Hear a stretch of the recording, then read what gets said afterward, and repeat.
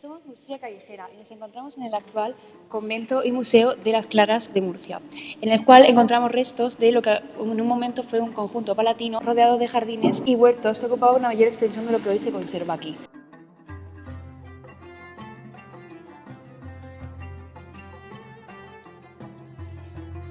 Sin embargo, serían un gran ejemplo de la gran importancia que tuvo la Medina en su momento. Además, también podemos encontrar por aquí decoraciones de la época andalusí de conjunto palatino, que pertenecerían a la nobleza islámica de los siglos XII y XIII. Consiste en una estancia principalmente de recreo de la época de Ibn Mardanís, que abarcaría entre 1147 y 1172. Así, en el momento anterior a la conquista, el antiguo emir Ibn Hud remodeló el conjunto palatino por completo, construyendo un nuevo edificio. Es por eso encontramos restos de numerosos siglos de época andaluza. Este alcázar menor sería antes denominado posteriormente uno de los mejores ejemplos de arquitectura palatina islámica que tenemos en la península. Sin embargo, más adelante pasaría a manos de los reyes católicos con la conquista en la Edad Media. Se realizaron una serie de excavaciones que se dividen en tres fases. Las excavaciones que se realizaron en 1980 encontramos restos del palacio del siglo XII. Este alcázar menor se denominaría también Alcázar Seguir y estaba situado al norte de la Medina Murcia, lo que conocemos como el arrabal de la Resaca. Los primeros restos que se encontraron en las excavaciones fueron restos de yesería que incluían inscripciones. Sin embargo, después de descifrarse las inscripciones, se dejó en el olvido y no continuaría hasta que se intentó construir un garaje en el cual se encontraron restos de lo que sería el antiguo palacio. Sin embargo, los restos que se van encontrando fueron trasladados en su día al Museo Provincial de la región.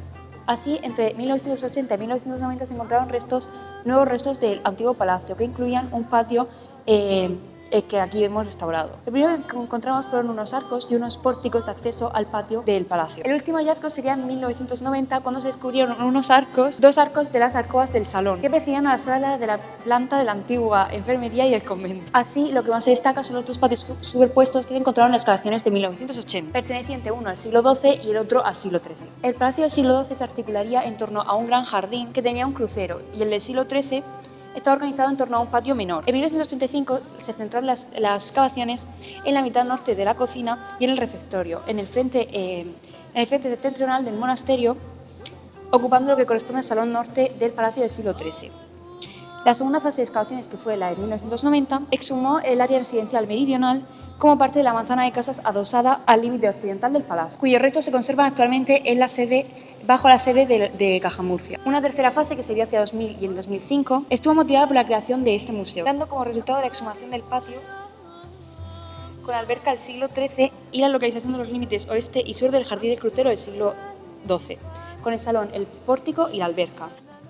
El palacio aparece por primera vez en las fuentes arabescas tras los sucesos de 1145, con la caída de los almorávides y la aparición de las segundas taifas.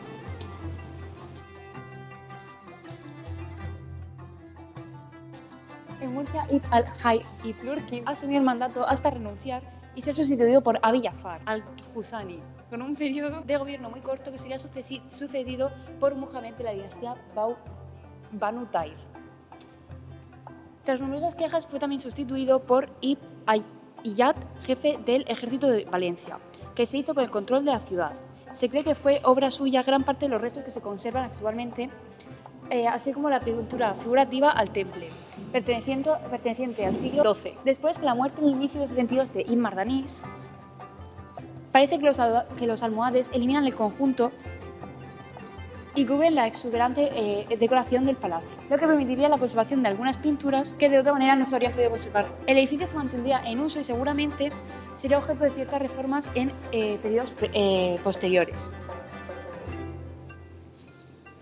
Después sería destruido con el fin de construir una nueva residencia durante los primeros años del gobierno de Ibn Hud. Posteriormente pasaría a manos de los reyes católicos. Podemos ver paralelos con el resto del Al-Ándalus, con un tipo de construcción oficial que era un complejo arquitectónico que disponía de un acceso al protocolario, el oratorio, el baño y el área residencial, con huertos y jardines, por lo que se cree que podría formar parte de un complejo áulico cuya extensión no se conoce, debido a que se cree que abarcaba muchísimo más de lo que se conserva. El Alcázar menor constituiría así un extenso complejo cuyas dimensiones en el siglo XIII aparecerían ligeramente proporcionadas a la documentación cristiana cercana a la conquista. Las transformaciones que sufriría la ciudad con la conquista de 1266 afectarán en gran parte a este palacio. Así será con Jaime I cuando la ciudad se dividiría en dos partes, una que estaban separadas por una muralla que correspondería una parte a la cristiana y otra parte a la musulmana. La parte oriental estaría dedicada a los cristianos y la parte occidental a los musulmanes, prolongándose por el arrabal y pasando en dirección norte por el actual Paseo de Alfonso X, y que finalizaría con el muro de la Risaca, dejando el oeste en el sector musulmán así como el espacio que corresponde al actual Santa Clara. Así, ese mismo año se construiría un muro que quedaría pronto sin efecto con la llegada de Alfonso X. Sin embargo, este muro conformaría el interior de la Medina con una calle amplia y rectilínea, que aparece mencionada en escritos de 1267, en lo que llamamos actualmente la calle de la Trapería. Así, en 1266, Alfonso X dejaba sin validez la división del arrabal y de la Medina en Murcia por parte de Jaime I, ordenando la concentración de los musulmanes en la Risaca y el establecimiento de los cristianos en la Medina. El edificio, sin embargo, quedaría en manos de la corona hasta 1565, cuando Pedro I lo adjudicaría a las clarisas, la zona que actualmente se compone el Museo de Santa Clara y el Convento de las Claras, que está ahí.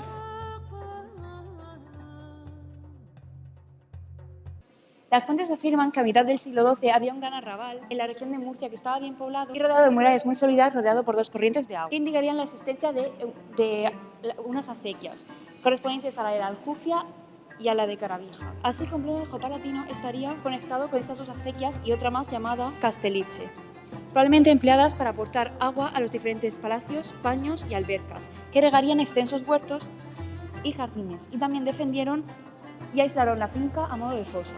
Además, la construcción de una torre en el sector occidental de la ciudad había sido sufragada por parte de los rendimientos disponibles en la acequia de la Aljufia, a la vez que aportaba también al complejo palatino, lo que mostraba la complejidad y grandiosidad del complejo hidráulico de la región. Se desconoce el motivo del desvío de esta acequia para poder abastecer al complejo. Sin embargo, podía responder a una obra inicial estatal cuya primera función era abastecerlo. Este modelo, con un promotor estatal y encargado por la autoridad, sería un modelo ya repetido en el ámbito andalusí. El edificio principal del Alcázar Seguir es el conservado en el interior de Santa Clara, con una planta parcialmente desconocida al no contar con parte de la crujía oriental y aparecer delimitada por una simple tapia, lo habitual en un complejo cerrado con 4 crujías que conseguía el aislamiento. Lo que hemos descubierto del complejo coincide con el núcleo palatino de planta rectangular y un patio central de grandes dimensiones, orientado en dirección norte y sur.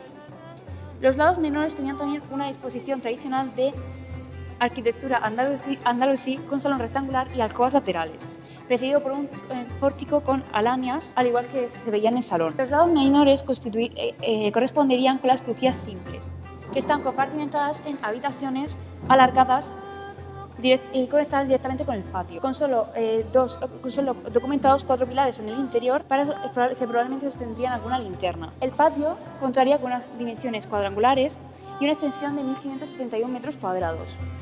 Su jardín sería el elemento más innovador. Observamos cómo desaparece la organización de doble eje de crucero para potenciar un eje con la presencia de una alberca longitudinal. A cada lado de la alberca encontramos 2 jardines que se separan por unos andenes transversales, que constituyen uno de los rasgos esenciales de los patios de crucero tradicional, anunciando el patio tripartito recorrido por una gran alberca longitudinal, dejando los lados en paralelo con similares espacios para jardines que reinarán en el arte nazarí. Los 2 pórticos documentados eran de anchura desigual, con 3 arcos, cada uno sobre pilares de ladrillo de planta rectangular y esquinas entrantes. Las salas rectangulares medirían 23,30 metros por 4,50 metros de anchura. Y en cada extremo había una lánea diferenciada del resto y solo mediante un arco de medio punto peraltado, apoyado en semicolumnas de yeso adosadas a pilares cuadrados de ladrillo.